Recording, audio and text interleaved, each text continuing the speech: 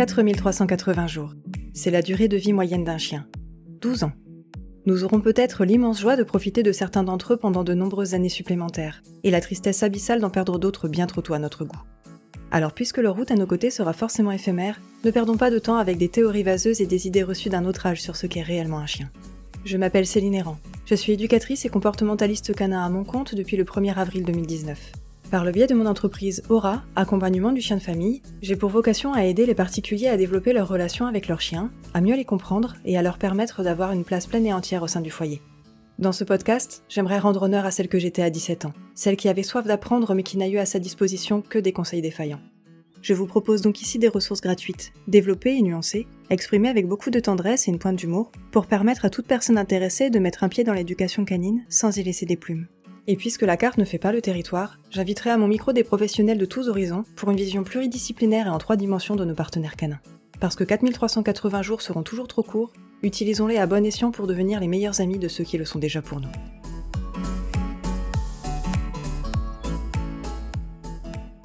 Bonjour à tous et bienvenue dans ce nouvel épisode de 4380 jours, je suis ravie de vous accueillir aujourd'hui. Aujourd'hui, je voulais aborder avec vous la théorie de la dominance, le concept du chien dominant, et je voulais le faire pour 3 raisons. La première, c'est que je souhaitais le faire pour la Céline que j'étais à 17 ans, à qui on a martelé que les chiens cherchent à nous dominer, et qui a eu ensuite beaucoup de mal à se détacher de cette idée, même quasi 2 ans plus tard pendant mon BP éducateur canin. Je veux donc vous présenter toutes les règles et théories qu'on m'a martelées à l'époque, ou presque, et qui existent encore à ce jour. Je veux également faire cet épisode pour Laska, parce que je pense que notre vie commune aurait été très différente sans cette idée. Je le fais aussi parce que ce podcast, je le fais avant tout pour vous éviter de faire les mêmes erreurs que moi à l'époque. Je vous propose donc à ce jour un épisode dédié à cette thématique, car elle est encore aujourd'hui, oui, en 2025, largement utilisée.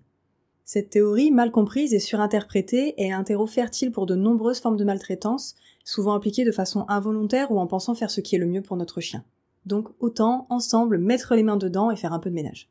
Avant de démarrer sur cette thématique, prenons le temps déjà de la définir. Un chien dominant, qu'est-ce que c'est ? Ce qu'il faut savoir, c'est que le concept de la dominance, tel qu'utilisé d'un point de vue éthologique et scientifique, est bien plus complexe que ce que je vais vous présenter dans cet épisode. Mais je fais un choix aujourd'hui, celui de me baser sur les définitions qui sont entrées dans le langage courant, car ce sont sur elles que la plupart des gens se basent lorsqu'ils décrivent leur chien, et qu'ils le décrivent comme étant un chien dominant. En soi, ce n'est pas la dominance telle qu'elle est vue d'un point de vue scientifique qui peut réellement porter préjudice au chien, mais bel et bien la version mal comprise et anthropomorphique que l'on peut trouver absolument partout. Sur le web, bien sûr, dans les discussions, dans des balades collectives, dans les cours de certains professionnels du milieu canin, pendant les discussions dans les repas de famille, et même dans certains carnets de santé. Oui, encore aujourd'hui. Je vous propose donc que l'on fasse ensemble un gros nettoyage de cette notion. Si vous pensez qu'un chien ne peut pas nous dominer, j'espère que vous trouverez dans cet épisode une façon pédagogique et empathique de guider votre entourage vers une autre vision du chien. Si vous pensez qu'un chien peut chercher à vous dominer, bienvenue déjà, et merci d'écouter cet épisode. Je vous demande de me faire assez confiance pour essayer avec moi le petit jeu que j'aimerais vous proposer, n'hésitez pas ensuite à me partager en commentaire votre point de vue. Alors, relevons les manches et commençons par définir ensemble de quoi on parle. C'est quoi en gros un chien dominant tel que décrit par la définition populaire ? Pour la définition que je vais vous présenter ici, j'ai regroupé différents sites, livres, autres ressources qui parlent encore aujourd'hui en 2025 du chien dominant. Et en résumé, cette définition part de 5 postulats. Je ne vous dis pas pour autant que je suis d'accord avec eux, mais voici ce qui est avancé. Déjà, le chien serait un animal hiérarchique qui vit en meute. Ensuite, le chien peut constituer une meute avec les humains et les autres animaux de son espèce ou d'autres espèces qui vivent avec lui. Au sein de cette meute, le chien définit un classement entre ses membres en fonction de l'âge et de l'autorité naturelle des différents individus qui vivent dans ce foyer. Les humains qui ont un chien doivent considérer le chien comme inférieur au sein de cette hiérarchie, et le chien doit considérer les humains comme étant les chefs de sa meute. Et donc, par voie de conséquence à ces 4 premiers postulats, un chien dominant est un chien qui viendrait remettre en cause cette hiérarchie, et ce à travers différents comportements. Principalement, il s'agit de ces 4 comportements suivants. 1. Il prend lui-même les décisions, les moments de jeu, les heures de promenade, etc. 2. Il n'obéit pas aux ordres. 3. Il a tendance à aboyer ou à protester quand on lui émet de la résistance. 4. Il se montre agressif envers les humains ou les autres animaux. En se basant sur cette théorie, si le chien n'est pas le dominé, donc en opposition à l'intitulé chef de meute qui désigne les individus dominants, alors il va présenter des troubles du comportement qui sont variables. Ces troubles peuvent ensuite se traduire par des comportements comme par exemple chercher à sortir en premier de la maison quand on part en balade, parce que selon cette idée, le dominant est celui qui se déplace en premier. Un chien qui passerait avant nous essaierait donc de monter dans la hiérarchie. Se coucher dans le passage, ce qui se traduirait par une volonté de contrôler les espaces, et donc de devenir le chef. Quémander à table, car dans une meute, les chefs mangeraient les premiers Les autres individus resteraient naturellement à distance et ne viendraient jamais perturber les repas. Être à l'initiative des contacts, car un chien qui demande un câlin, une interaction ou qui nous invite au jeu aurait la volonté de montrer qu'il est le chef, car seuls les dominants seraient décisionnaires du début et de la fin des actions. Grogner pendant les repas, parce que par ce comportement, les chiens dominants chercheraient à montrer qu'ils sont les chefs de la meute et essaieraient de repousser les individus qu'ils estiment être inférieurs. Grogner quand on le réveille, parce que le dominé ne dirait jamais rien au dominant. Refuser de se faire toucher, un chien dominé ou soumis devrait toujours se laisser faire et se laisser manipuler. Dans le cas contraire, c'est qu'il essaie de monter dans la hiérarchie. Et enfin, dormir sur un espace surélevé comme le canapé ou le lit. Les dominants auraient forcément les places les plus hautes au sens littéral du terme, montrant par ce biais qu'ils sont plus hauts dans la hiérarchie. Un chien qui se couche sur le canapé chercherait donc à montrer insidieusement qu'il veut devenir le chef. En réalité, la liste est longue, très longue, et je vais vous faire le cadeau de ne pas tout vous citer, sinon l'épisode va durer 3 heures. Si on résume l'intégralité de cette définition en une phrase simple, on peut se dire qu'un chien dominant est un chien qui ne fait pas ce qu'on veut. À partir du moment où notre chien refuse, propose, anticipe ou s'interpose, alors il est étiqueté comme étant un chien dominant ou souhaitant l'être. Pour venir déconstruire toutes ces idées et questionner si elles sont vraies ou non, une excellente façon de le faire est de mettre en avant les études scientifiques qui les ont mises à l'épreuve et de mettre en parallèle leurs conclusions avec l'interprétation courante qui est faite de l'intitulé dominant. C'est pertinent et c'est très sain, mais c'est pas le choix que j'ai décidé de faire pour vous proposer cet épisode. Aujourd'hui, pour démarrer ce jeu ensemble, je ne vais pas me baser sur des études, je ne vais même pas vous dire si le concept de dominance est vrai ou faux. Dans l'absolu, ça n'apportera rien à notre réflexion commune ici. Si vous considérez que, effectivement, le chien ne cherche pas à nous dominer, ça ne fera que renforcer votre biais de confirmation, et si vous considérez qu'un chien peut nous dominer et que je vous dis que c'est faux, vous pourriez à juste titre vous mettre en opposition avec mon propos car il est toujours difficile de remettre en question ce que l'on pense être vrai. Alors plutôt que de se renforcer ou de s'opposer, essayons de jouer à ce petit jeu ensemble. Je vais vous présenter différentes situations, réelles ou théoriques, et je vous invite à essayer de les voir avec un autre prisme, avec une autre paire de lunettes que, entre guillemets, ce chien est dominant. Essayez de trouver une autre raison à son comportement, quelle que soit cette raison. Essayez de vous dire que ce n'est pas de la dominance, mais autre chose, même si vous êtes intimement persuadé que ce n'est que de la dominance. Essayez juste pendant quelques minutes de sortir de cette boîte-là et de voir la situation autrement. N'oubliez pas, la carte ne fait pas le territoire, donc essayez de vous prêter au jeu et de lire la carte d'une autre personne, en l'occurrence moi, même si vous avez la certitude que cette carte est fausse. De mon côté, après vous avoir présenté la situation, je vais vous expliquer comment je l'ai analysée et comment j'ai résolu la problématique. Avant de démarrer ce petit jeu, je tiens à rappeler que je ne critique personne ni aucun corps de métier, je ne fais que présenter des situations que j'ai vécues. Comme première situation présentée, j'aimerais vous parler de Vulcain, notre chien précédent qui était un labrador croisé bosseron. Il avait 3 mois à l'époque de la séquence que j'aimerais vous présenter aujourd'hui. Je vais vous donner les informations dont vous pourriez avoir besoin pour analyser la situation. Vulcain a été abandonné dans un terrain vague avec son frère et ses 2 sœurs. Il a passé 1 semaine en refuge, et à la suite de cette semaine au refuge, il est arrivé à la maison. Quand il est arrivé à la maison, il a vécu avec moi, mon chéri et Laska qui avait 2 ans à l'époque. La problématique est la suivante. À chaque fois que l'on donnait à manger à nos chiens, Vulcain se mettait à grogner, se tendait et essayait de nous mordre. Il a essayé de nous mordre nous, et il a essayé de mordre Laska au moment des repas. Pendant cette période, on a dû emmener Vulcain chez le vétérinaire, alors pour rien de grave, il me semble que c'était juste pour le rappel de vaccin, et la vétérinaire qui nous a accueillis nous demande comment ça se passe avec ce petit bout de chien de 3 mois qui vient d'arriver à la maison. On lui dit que ça se passe très bien, que c'est un chien très mignon, mais que pendant les repas, Vulcain nous grogne dessus. Quand je lui ai expliqué cette situation, la vétérinaire a eu un blanc et nous a recommandé de le punir immédiatement quand il grogne, car c'est un chien dominant.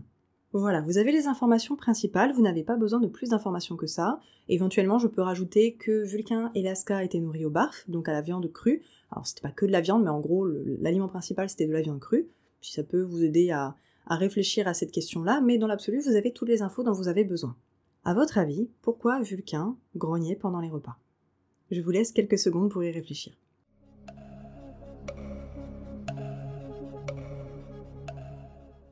C'est bon, vous pensez avoir trouvé ? Je vais vous donner ma propre analyse de la situation. Comme je vous le disais, Vulcain est un chien qui a été adopté en refuge. Il a été abandonné dans un terrain vague, donc on ne connaît pas son passé. Ce qu'on sait, en revanche, c'est que lorsque Vulcain était au refuge dans le même chenil que son frère, pendant les repas, et je peux le dire parce que je l'ai vu de mes yeux, son frère l'empêchait d'accéder à la gamelle.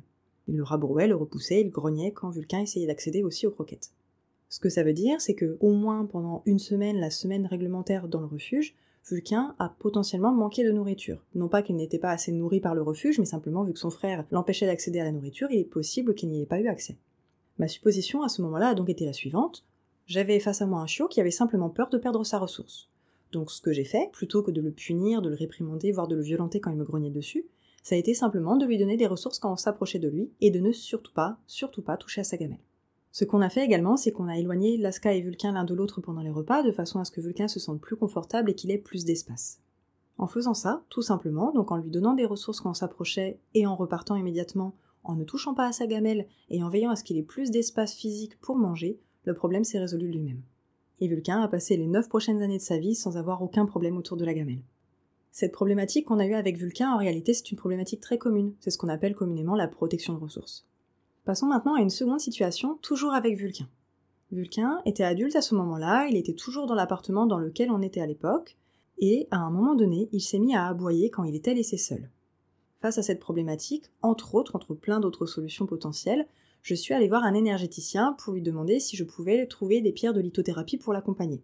Bon, dans l'absolu, que vous soyez d'accord avec cette approche ou non, je comprendrai, ne vous inquiétez pas, je ne suis pas là pour vous parler de ça dans l'absolu, je suis là pour vous parler de l'argument de l'énergéticien à ce moment-là. Donc je lui explique brièvement la situation, que mon chien adulte aboie quand il est laissé seul, et l'énergéticien m'a répondu « Mais vous avez essayé de lui montrer qui est le dominant ?» Là aussi, vous avez les informations que j'avais à l'époque. À votre avis, pour quelle raison, potentiellement, mon chien pouvait aboyer quand il était laissé seul, en sachant qu'au départ il y arrivait et qu'à un moment donné il n'y arrivait plus?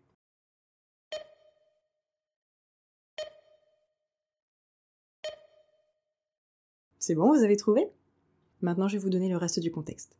Peu après ce moment-là, cette rencontre avec l'énergéticien, j'ai pris connaissance d'une information qui était quand même importante, c'est que quand on quittait l'appartement, donc quand nos chiens étaient laissés seuls à l'appartement, des enfants du quartier lançaient des pierres aux fenêtres. Bon, on l'admettra, on n'était pas face à des enfants qui étaient très bienveillants. Ceci étant, Vulcain a pris peur, et donc son anxiété s'est exprimée quand il était seul, et il s'est mis à aboyer. Cette anxiété s'est exprimée quand il était seul pour 2 raisons à mon avis. La première, c'est que les enfants du quartier n'ont lancé des pierres que quand on n'était pas là, donc Vulcain a potentiellement associé le fait que mes humains ne sont pas là égale je vais entendre des bruits qui font très peur. Et en parallèle de ça, comme on n'était pas là de fait et que donc on ne pouvait pas le rassurer, ça a dû exacerber son anxiété. Ce qu'il faut savoir, c'est qu'à la suite de ça, lorsque l'on a déménagé, donc on a changé Vulcain de contexte, il n'y a plus d'aboiement. Maintenant, je vais vous parler de Rune, une petite golden qui, au moment de la situation dont je vais vous parler, avait à peu près 1 an. Le contexte est très simple. Rune se laisse manipuler à peu près n'importe où, dans l'absolu, mais au moment où j'ai essayé de lui toucher les pattes antérieures, elle a commencé à découvrir les dents, à se tendre, et a fini par me lancer les dents. Elle ne m'a pas vraiment mordu, mais elle avait une intention de me repousser et de repousser ma main. À votre avis, en dehors du fait d'être une chienne potentiellement dominante, qu'est-ce qui aurait pu pousser ma chienne à avoir ce type de comportement-là? Comme pour les 2 précédentes situations, je vous laisse quelques secondes pour réfléchir. 2000 years later. Alors, à votre avis, c'était quoi le problème? Je vous ai dit préalablement que Rune avait à peu près 1 an. Et ça, c'est important dans cette situation-là parce que ça veut dire que j'ai emmené Rune faire son rappel de vaccin. Et donc, j'en ai parlé avec ma vétérinaire en lui expliquant que ma chienne était inconfortable à l'idée de se faire toucher au niveau des pattes antérieures. Ma vétérinaire a donc fait un prélèvement au niveau de la peau de Rune, entre les doigts, et m'a fait le diagnostic suivant. Rune a une dermatite.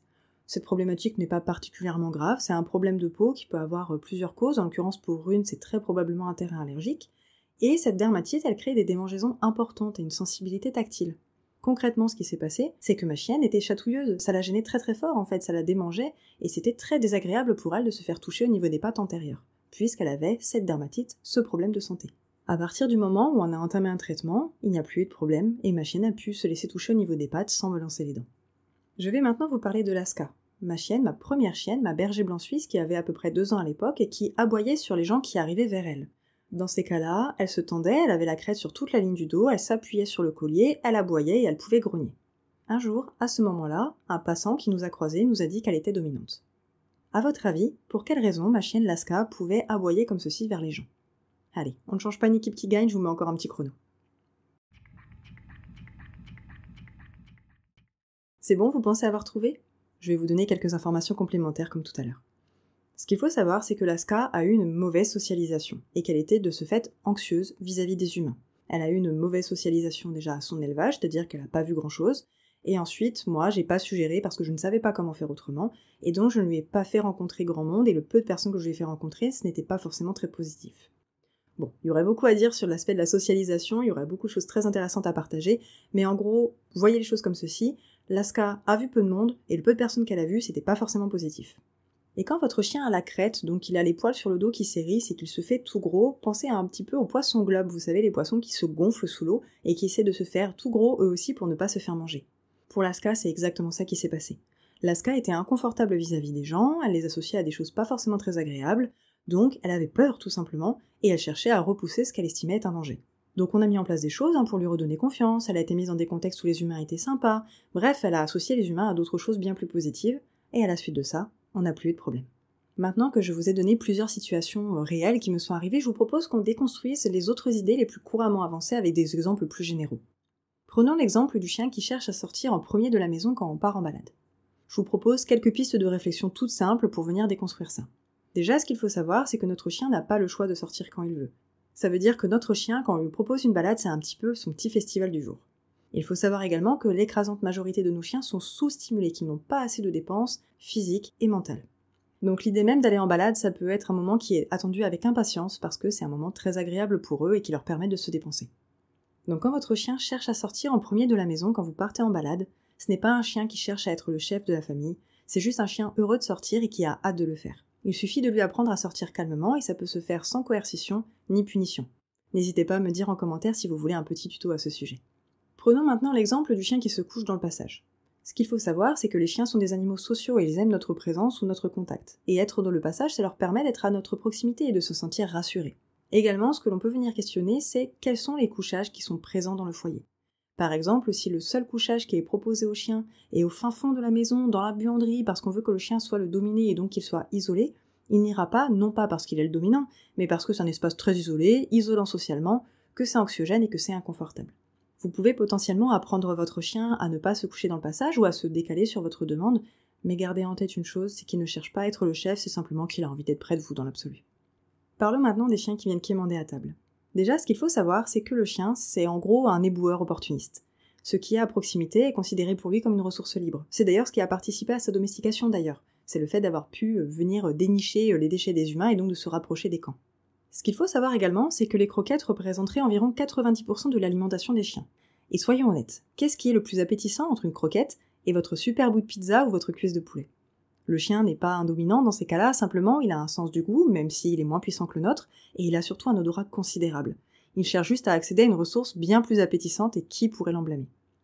Vous savez, ça me fait penser à une vidéo d'une nounou qui a tourné il y a pas si longtemps, une nounou qui a donné de la salade à un enfant à table pendant qu'elle mangeait des frites et qui n'a cessé de le rabrouer d'en vouloir aussi. Dans l'absolu, on ne peut pas en vouloir à l'enfant de ne pas vouloir manger de la salade alors que des frites sont apportées, donc on ne peut pas forcément non plus en vouloir au chien de vouloir quémander un petit bout de pizza alors que lui de son côté il a des croquettes. Bien entendu, les chiens ne sont pas des enfants, les enfants ne sont pas des chiens, mais je trouve qu'en l'occurrence, ce parallèle est assez intéressant à proposer. Aussi, je ne vous dis pas qu'il faut le laisser quémander, bien sûr, mais s'il le fait, ce n'est pas parce qu'il veut être le chef, juste parce que probablement la nourriture est plus appétissante. Parlons maintenant des chiens qui sont à l'initiative des contacts. Là aussi, on va appuyer sur le fait que les chiens ce sont des animaux sociaux, et donc c'est normal qu'ils proposent du contact, du jeu, de l'interaction. Ils le font entre eux et c'est pas du tout un problème. Et là encore, je m'excuse d'avance, mais je vais faire là aussi un parallèle anthropomorphique. Finalement, est-ce qu'un enfant qui vous propose de faire un Uno avec vous est un enfant dominant ? Est-ce que quand votre partenaire vous propose d'aller ensemble au cinéma, et est donc à l'initiative de l'activité du soir, est-ce que votre partenaire est le ou la chef de la meute ? Non, bien sûr que non. Dans l'absolu, c'est exactement la même chose pour nos chiens. Ce n'est pas parce que votre chien vous propose du contact, du jeu ou de l'interaction qu'il veut être le chef. Tout ce qu'il veut, c'est de l'interaction. Bien entendu, nos chiens peuvent apprendre à patienter, à savoir entendre quand on n'est pas disponible, mais s'ils proposent une interaction, c'est juste qu'ils aiment interagir avec nous et qu'ils en ont besoin. Et je réinsiste aussi sur ça, nos chiens sont pour la plupart sous-stimulés, et il est donc d'autant plus normal et attendu qu'ils nous proposent de jouer un petit peu à la balle alors qu'ils nous ont entendus pendant plusieurs heures avant. Parlons maintenant du chien qui grogne quand on le réveille. Franchement, est-ce qu'on a besoin de débattre très longtemps sur cet aspect-là ? Si on vous secoue alors que vous êtes en train de dormir, vous allez engueuler la personne qui vous a réveillé, surtout si c'était pour rien. Et dans l'absolu, vous êtes une personne normale. Ne nous plaignons pas que certains chiens nous grognent dessus quand on les réveille, je dirais plutôt qu'on devrait être reconnaissant que l'écrasante majorité d'entre eux ait la patience angélique de ne pas nous traiter de tous les noms quand on le fait. Enfin, déconstruisons une dernière idée. Parlons des chiens qui veulent dormir sur un espace surélevé et confortable comme le canapé ou le lit par exemple. Bon, entre être sur le carrelage et sur votre canapé, vous, où est-ce que vous aimez vous asseoir ? Ce qu'il faut savoir, c'est que pour les chiens, c'est un peu pareil. Les chiens, eux aussi, sont sensibles à la notion de confort, a fortiori s'ils ont peu de poils, et donc peuvent avoir froid potentiellement sur le carrelage ou sur un matelas qui est directement sur le sol, ou s'ils ont des douleurs par exemple. Essayez-vous de dormir sur une planche si vous avez de l'arthrose, vous allez vous réveiller cassé en deux le lendemain matin. Dans ces cas-là, là non plus, les chiens ne cherchent pas à nous dominer, ils cherchent du confort à travers le moelleux du matelas, l'isolation thermique du tissu, ou l'éloignement de l'humidité en étant en hauteur. Ils peuvent aussi tout simplement chercher à être proches de nos odeurs, qui sont rassurantes et apaisantes. Aussi, le canapé ou le lit sont des espaces où nous sommes beaucoup et des espaces où nous sommes calmes et potentiellement disponibles pour nos chiens. Il est donc tout à fait normal que notre chien, quand on va regarder un film, ait envie de venir se joindre à nous et puisse profiter d'un câlin ou de certaines caresses pendant que nous on est en train de regarder la télé. Si vous ne voulez pas que votre chien aille sur votre lit ou sur votre canapé, et vous avez le droit, proposez-lui des couchages tout aussi confortables dans ce cas-là. Pour vous donner une idée, Rune a 4 couchages dans la maison, un dans chaque pièce. Et vous savez quoi ? Elle monte pas sur le canapé en fait, elle n'y monte que quand on y est et qu'elle veut un câlin. Alors non pas qu'on l'en ait empêché, au contraire, elle a accès au canapé, c'est un accès libre pour elle, c'est juste que ça n'a pas d'intérêt pour elle d'y aller puisqu'elle a des couchages super chouettes en parallèle.